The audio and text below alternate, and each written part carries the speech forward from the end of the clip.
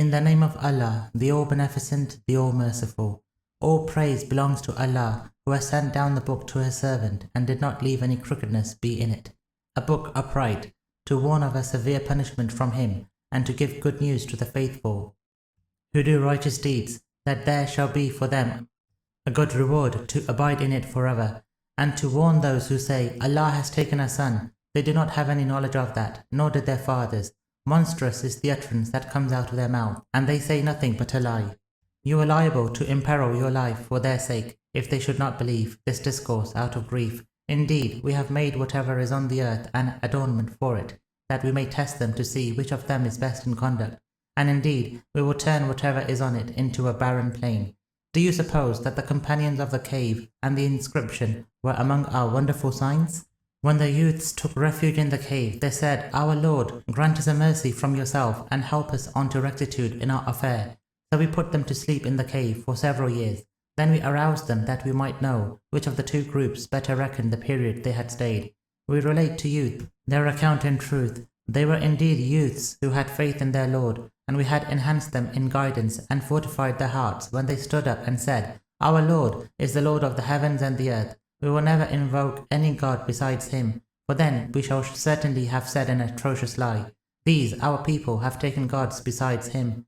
Why do they not bring any clear authority touching them?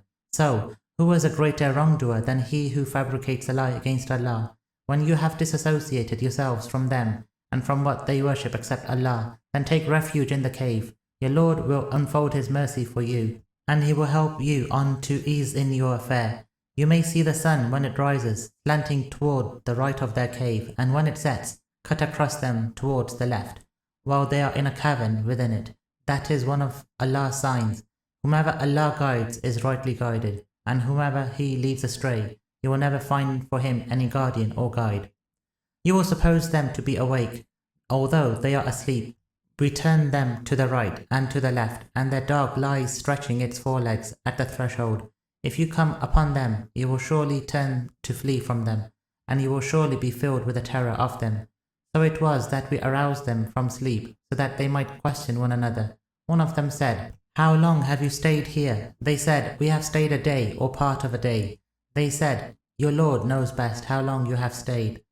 Send one of you to the city with this money. Let him observe which of them has the purest food, and bring you provisions from there.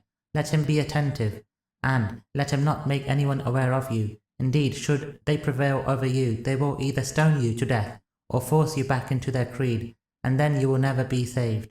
So it was that we let them come upon them, that they might know that Allah's promise is true, and that there is no doubt in the hour. As they were disputing among themselves about their matter, they said, Build a building over them, their Lord knows them best. Those who had their say in their matter said, We will set up a place of worship over them. They will say, They are 3, their dog is the 4th of them. They will say, They are 5, their dog is the 6th of them, taking a shot at the invisible. They will say, They are 7, their dog is the 8th of them. Say, My Lord knows best their number, and none knows them except a few. So do not dispute concerning them, except for a seeming dispute, and do not question about them, any of them. Do not say about anything, I will indeed do it tomorrow, without adding, if Allah wishes. And when you forget, remember your Lord, and say, Maybe my Lord will guide me to something more akin to rectitude than this. They remained in the cave for 300 years, and added 9 more to that number. Say, Allah knows best how long they remained. To him belongs the unseen of the heavens and the earth. How well does he see? How well does he hear? They have no guardians besides him, and none shares with him in his judgment. Recite what has been revealed to you from your Lord's book. Nothing can change his words, and you will never find any refuge besides him. Content yourself with the company of those who supplicate their Lord morning and evening, desiring his face, and do not lose sight of them, desiring the glitter of the life of this world. And do not obey him whose heart we have made oblivious to our remembrance, and who follows his own desires, and whose conduct is mere profligacy. And say, This is the truth from your Lord. Let anyone who wishes believe it, and let anyone who wishes disbelieve it. Indeed, we have prepared for the wrongdoers a fire, whose curtains will surround them on all sides. If they cry out for help, they will be helped with a water like molten copper, which will scald their faces. What an evil drink, and how ill a resting place! As for those who have faith and do righteous deeds, indeed, we do not waste the reward of those who are good in deeds. For such there will be the gardens of Eden, with streams running in them. They will be adorned therein with bracelets of gold, and wear green garments of silk and brocade, reclining therein on couches. How excellent a reward, and how good a resting place! Draw for them the parable of two men, for each of whom we had made 2 gardens of vines, and we had surrounded them with date palms, and placed crops between them. Both gardens yielded their produce, without stinting anything of it, and we had set a stream gushing through them.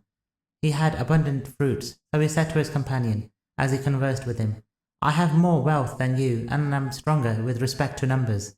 He entered his garden while he wronged himself. He said, I do not think that this will ever perish, and I do not think that the hour will ever set in, and even if I am returned to my Lord, I will surely find a resort better than this. His companion said to him, as he conversed with him, Do you disbelieve in him who created you from dust, then from a drop of seminal fluid, then fashioned you as a man?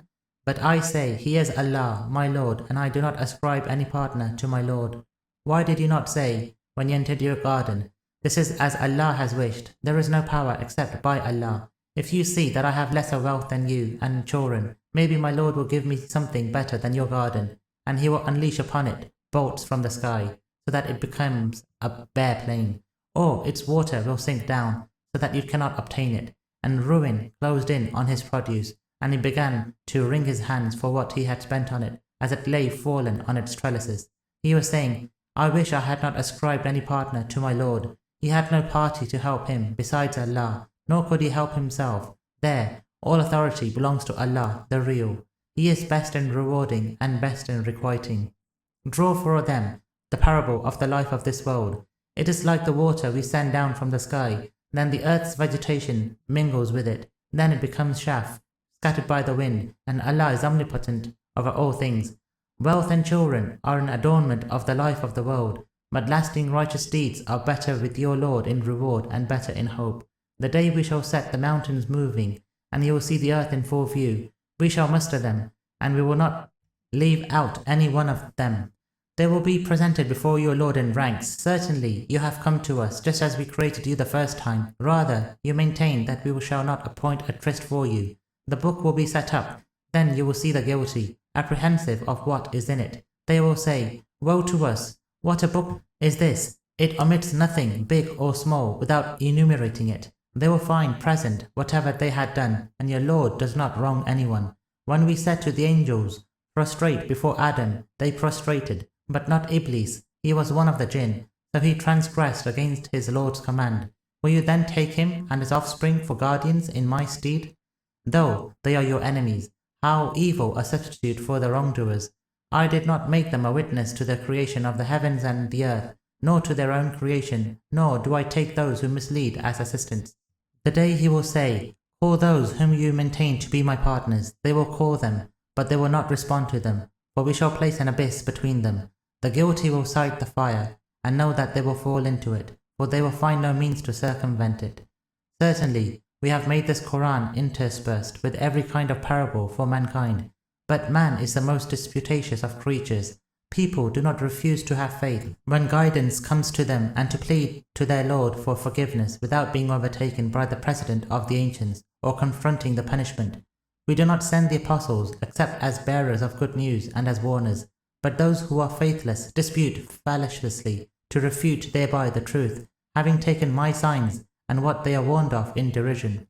Who is a greater wrongdoer than he who is reminded of the signs of his Lord, whereat he disregards them and forgets what his hands have sent ahead? Indeed, we have cast veils on their hearts, lest they should understand it, and a deafness into their ears, and if you invite them to guidance, they will never let themselves be guided. Your Lord is the all-forgiving, dispenser of mercy. Were he to take them to task because of what they have committed, he would have surely hastened their punishment, but they have a tryst, when they will not find a refuge besides him. Those are the towns that we destroyed when they were wrongdoers, and we appointed a tryst for their destruction. When Moses said to his lad, I will go on journeying until I have reached the confluence of the 2 seas, or have spent a long time travelling.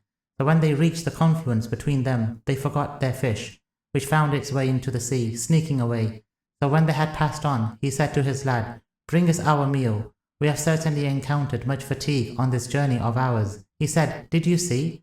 When we took shelter at the rock, indeed I forgot about the fish, and none but Satan made me forget to mention it, and it made its way into the sea in an amazing manner." He said, "That is what we were after." So they returned, retracing their footsteps. There they found one of our servants, whom we had granted a mercy from ourselves, and taught him a knowledge from our own. Moses said to him, "May I follow you for the purpose that you teach me some of the probity you have been taught?" He said, "Indeed, you cannot have patience with me, and how can you have patience about something you are not in the know of?"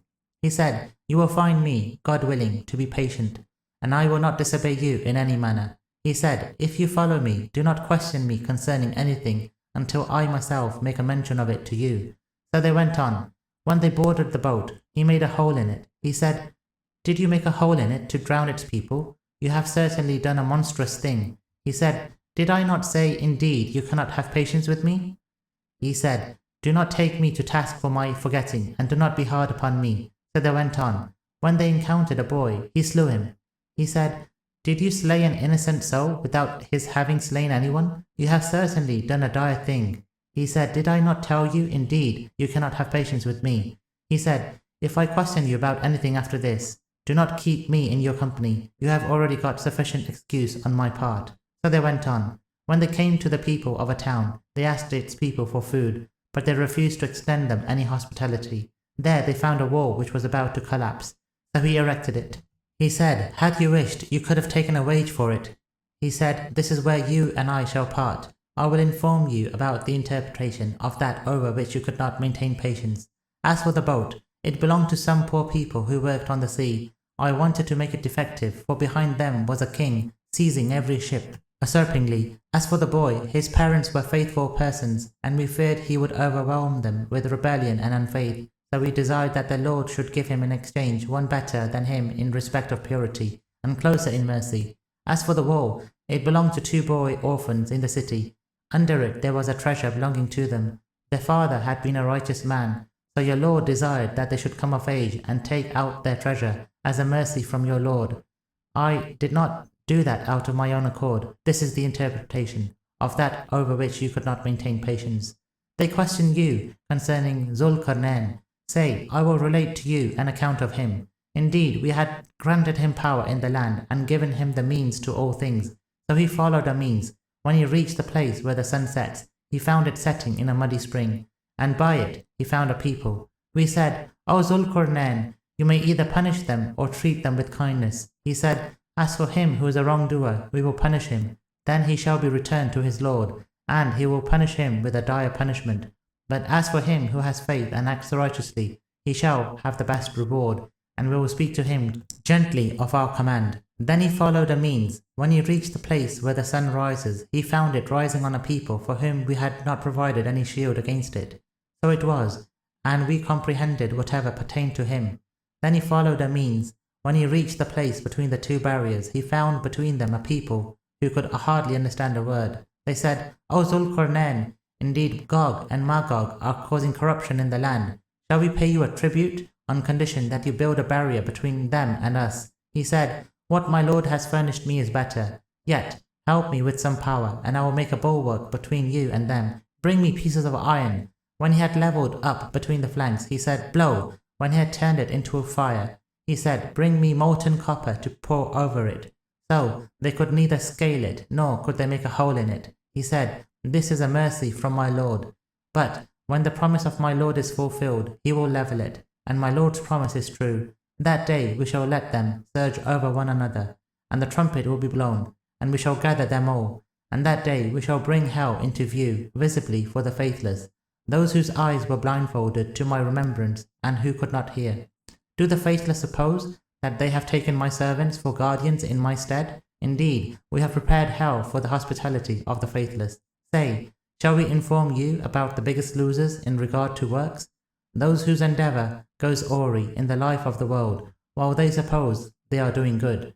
They are the ones who deny the signs of their Lord and the encounter with him, so their works have failed. On the day of resurrection, we will not set for them any weight, that is their requital, hell, because of their faithlessness, and taking my signs and my apostles in derision.